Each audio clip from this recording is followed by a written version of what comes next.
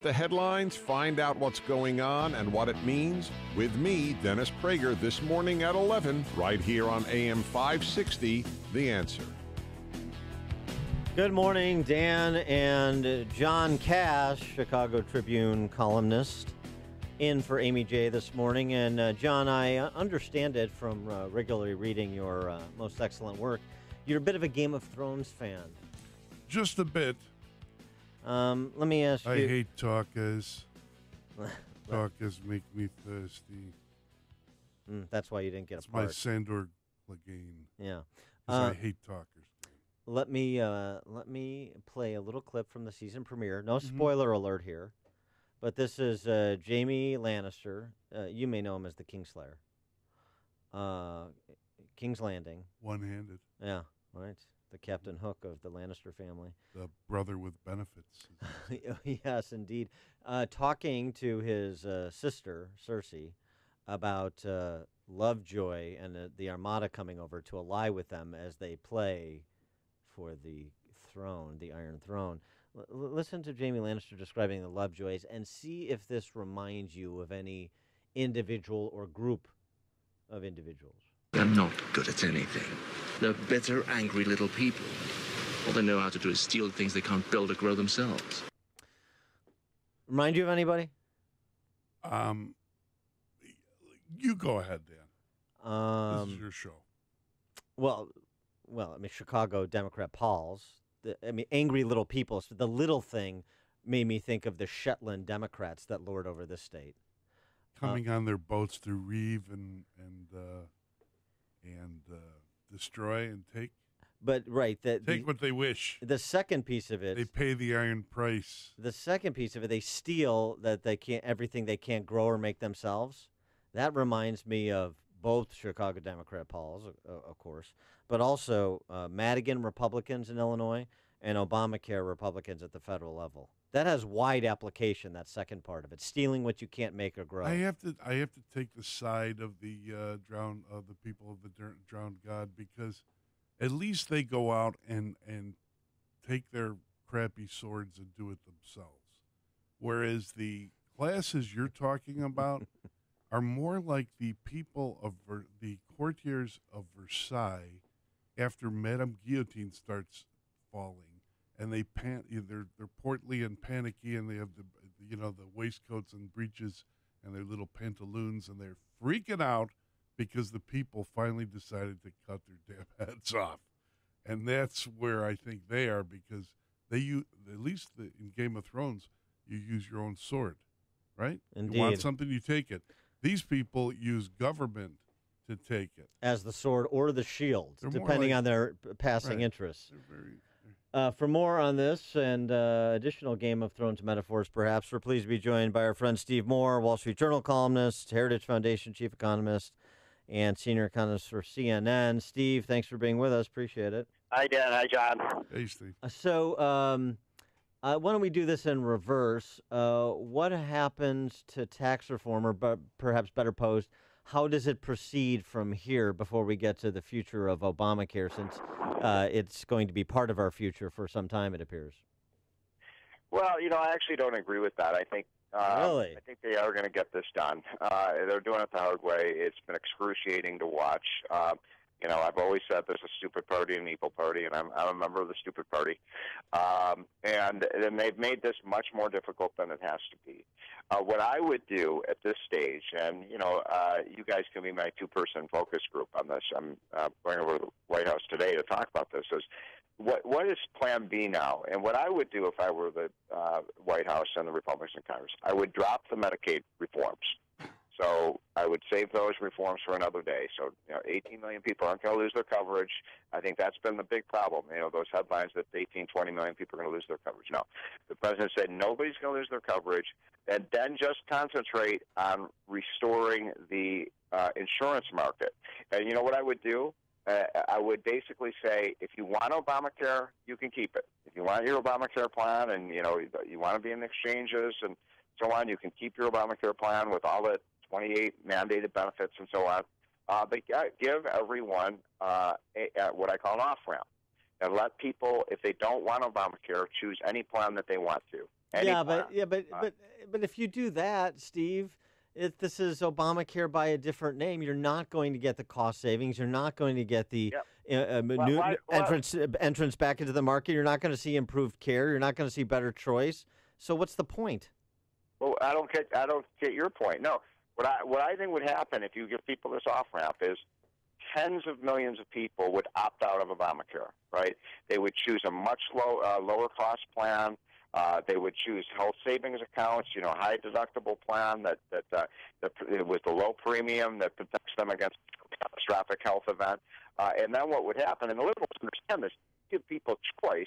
Everybody's going to opt out of Obamacare, and they're right. The Obamacare market will self-destruct, and you will have a true insurance market, and that's what we need in this country. This is America. Everybody should be able to choose their own plan, and under that, what I'm suggesting, guys, and I do want your thoughts about this, is that Republicans ultimately will be judged in their health care reform on whether they are actually reducing the cost of premiums for Yes. people. Can't afford it. If you do this, you could buy. We were running some of the numbers. People could reduce their premiums almost overnight by 30%. So, Steve, you're cutting out on us. Steve? Can you hear me now? Yeah, that's better. Is he, Okay, sorry is he about that. What I are was you saying walking is through people- the executive office building right now on the way to the White House? Say again? Can you hear me? Yes. Okay. Go ahead, Steve. You're talking about you're running the numbers. Yeah, that people reduce their premiums by 30 to 40%. The vast majority of people. Now, it is true that people are sicker and people with pre-existing conditions would have to pay more, and you could provide a subsidy for those folks. What I'm suggesting is restore the integrity of an insurance market. And liberals believe everybody has to buy the exact same plan. Everybody has to insure everybody else. And what I'm saying is no. All I care about, you're going to say I'm hard-hearted, I want an insurance plan that I can afford and live a fairly healthy lifestyle. Why should we have to pay more for overweight, or people who don't exercise, or people who smoke or drink or things like that? I just think that would be very popular with people, and I don't understand how Democrats could argue against choice. So how do you get the votes for that, and what's the process? Well, that's a good question. I mean, John. Is Rand Paul going to lead this, or Susan Collins, or how about that senator from Nevada that Hugh Hewitt seems to love? Who's going to lead it?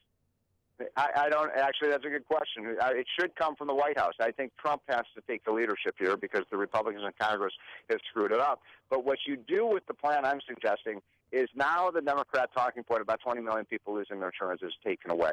Now Democrats have to argue why a family of four that has a middle income of $50,000, $60,000 shouldn't be able to purchase a plan of their choice and that protects them as tailored, for their individual family needs.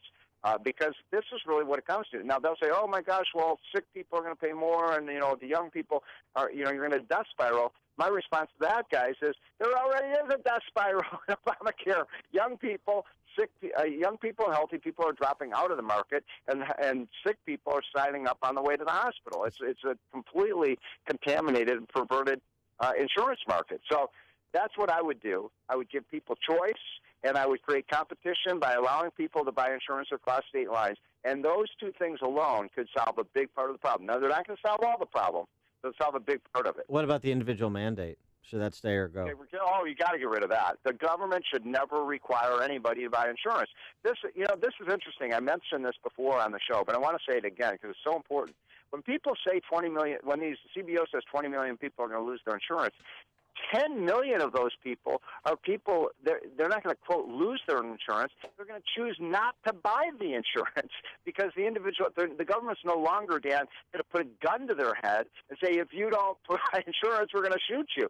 I mean, I'm saying that figuratively. The only reason that Obamacare can sign people up right now is it's forcing people to buy insurance they don't want and they can't afford. And so Holman Jenkins argues in the Wall Street Journal, one of your colleagues over there, Smart guy. Yep. yeah, that what you're talking about is sort of inherently conflictual. He says Americans don't want an individual mandate. They do want coverage of pre-existing conditions. there's a term for a system which you're covered if you're sick, but you don't need to buy coverage, and the government promises to make it affordable. It's called single payer. Well, see, this is, that's a great point, Dan. What Republicans have to make it very clear to American people that we have now reached crossroads. Obamacare is in a complete state of collapse. It can't go forward. This idea, liberals keep saying, I was on CNN last night, it just needs a few little fixes and little tweaks. No, it doesn't. The whole system is in collapse. You got millions and millions of people every year who are dropping out, and you got millions and millions of people paying, more for, the insurance premiums have doubled. It's not working. Now, the two options are this, Dan. Either we move towards a free market system where people have individual choice, or the other alternative, at least Bernie Sanders is the one honest liberal out there, you have to have a single-payer system like Canada does and Britain does, and that would, basically a VA system for everybody where people die in the hospital. So Trump's position, President Trump's position that let Obamacare fail and Democrats will come running to us, you disagree with that? What about you, Dan? Do you think there's any plausibility to that? No. Of course not. They're going to blame it on Trump. I mean, this is the problem. Republicans own the healthcare issue now. Now, the Democrats they're very good at spinning things, right? They're spinning the collapse of Obamacare. You know who they're blaming for this? Trump. As if somehow Trump created this morass, when in fact the insurance market was already collapsing 2 years before he even announced he was running for president. But I think giving people more options, giving them more choice, having more competition, and telling 90% of Americans you're going to get what I suggested in my column this week is Republicans should run TV ads like those Geico ads with the Republican plan saying, hey, I just saved $4,000 on my health insurance. Yes. I have competition. See if we can repurpose that gecko. Here's the. If you could get Susan Collins to narrate it, and they'll watch. Yeah, sure, that's right. So now talk about tax reform, though. With the timeline we're on, and the promise by Kevin Brady, House Ways and Means Chairman, and Treasury Secretary Mnuchin, that tax reform, meaning reduction, is going to get done this year. Do those things need to run concurrently? How does that go? Well, that's a good question. I don't know the answer to that. I do know this, that they're not going to get comprehensive tax reform done this year. It just isn't going to happen. There just aren't enough days on the calendar at this point, because now it looks like the next 2 or 3 weeks are going to be, subsumed with this healthcare debate. So, Larry Kudlow and I and Laffer and Steve Forbes are recommending just do the business tax cut, get the business taxes down, do the repatriation, bring that, foreign capital back to the United States, and maybe do something for individuals like double the standard deduction. And just do that. And that's your plan. And it's a tax cut. It's not a revenue neutral. We get rid of this revenue neutral issue. There's no border tax or anything like that. It's a $2 or $3 trillion tax cut over the next 10 years, and that will supercharge the economy. Because, look, ultimately, in 2018, Republicans will be judged on whether they got jobs back and whether they grew the economy and whether they got rid of Obamacare. Those are the things they have to do. So I think Paul Ryan and the guys on the Ways and Means Committee are going to have to, maybe not quite be so ambitious. One of the lessons of this healthcare fiasco is do what you can do. Don't have this grandiose vision that you're going to completely recreate the whole healthcare market or the whole tax system. Do what's needed now to get jobs and growth back, and that's cutting the business taxes, doing the repatriation, bring $1 trillion back to the United States, and the economy will grow. That will be like, antibiotic steroids into the butt of the economy. Okay. On that simile, we'll say goodbye to Steve Moore. He's the Heritage Foundation Chief Economist, CNN Senior Economist. Steve, thanks for joining us as always. All right, Appreciate see you it. guys. Have a great week. Bye. Thank you. You too. Winter is here, Steve. Winter.